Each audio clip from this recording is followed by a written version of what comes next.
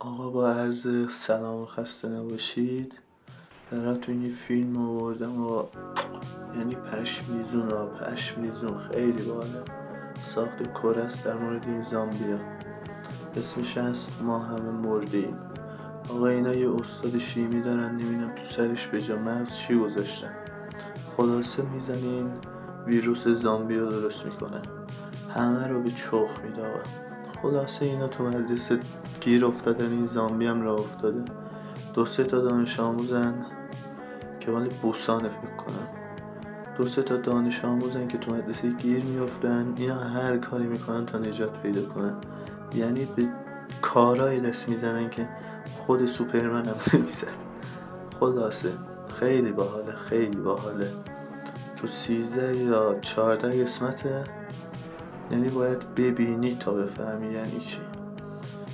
خلاصه حتما ببینید.